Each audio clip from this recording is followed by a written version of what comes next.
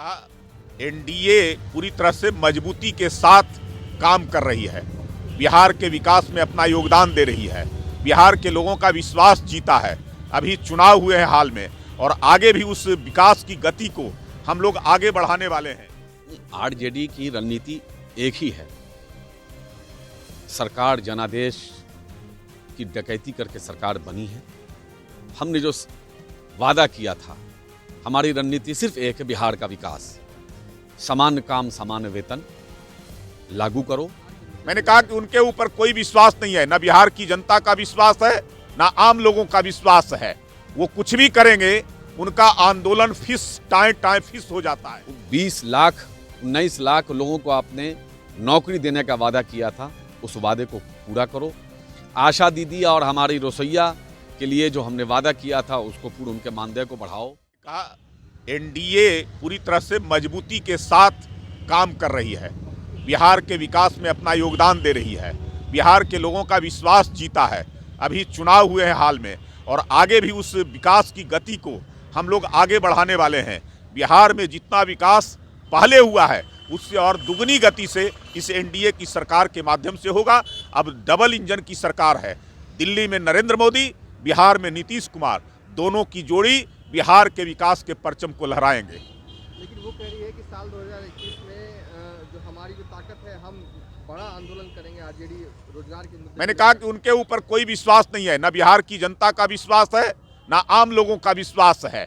वो कुछ भी करेंगे, उनका आंदोलन फिस टाए फिस हो जाता है। कोई भी आंदोलन वो करते हैं और तेजस्वी यादव तो खुद भागने को तैयार होते हैं। जब भी कोई ऐसी परिस्थितियां, मौके आते हैं, तो वो भाग कर करके खड़े होते हैं। किसी आंदोलन में देख लीजिए, जो बजट सत्र में ना रहता हो, पूरा बजट सत्र में गायब हो जाता हो, जो लू और गर्मी में भाग जाता हो, पानी आता हो तब भाग जाता हो, चमकी बुखार में भाग जाता हो, आंदोलन किसानों का बुला कर करके बंदी में और वो भाग जाते हैं। तो तेजस्वी यादव कब भाग जाएंगे, कहाँ चले जाएंगे, ये किसी को पता नहीं है। जिस प्रकार से राहुल गांधी भागने को हर समय तैयार रहते हैं बिना बताए, उनकी पार्टी को भी पता नहीं होता है, उसी प्रकार से तेजस्वी यादव उसी नक्शे कदम पर, उसी रास्ते पर चल कर करके हर समय भागने को तैयार रहते हैं। वो क्या आंदोलन खड़ा करेंगे, उनसे कोई आंदोलन नहीं हो पाएगा। हम लोग काम कर रहे हैं और इस काम की गति को और बढ़ाएंगे और बिहार के विकास को बहुत तेजी से हम लोग ले जाने का काम करेंगे। आरजेडी की रणनीति एक ही है, सरकार जनादेश की डकैती करके सरकार बनी है। हमने जो वादा किया था, हमारी रणनीति सिर्फ एक है, बिहार का विकास, समान काम समान वेतन लागू करो। 19 लाख लोगों को आपने नौकरी देने का वादा किया था, उस वादे को पूरा करो। आशा दीदी और हमारी रसोईया के लिए जो हमने वादा किया था, उसको पूरा, उनके मानदेय को बढ़ाओ। और बिहार में जो अपराध है, व्यवसायी अब यहाँ से भाग रहे हैं, पलायन कर रहे हैं। जंगल के महाराज जो दिल्ली में बैठे हुए हैं, एलईडी की रोशनी की वो बात कर रहे थे चुनाव में आकर के, एलईडी की रोशनी में उनको दिखाई नहीं पड़ रहा है। तो वो देखें एलईडी की रोशनी से कि बिहार का क्या हाल है।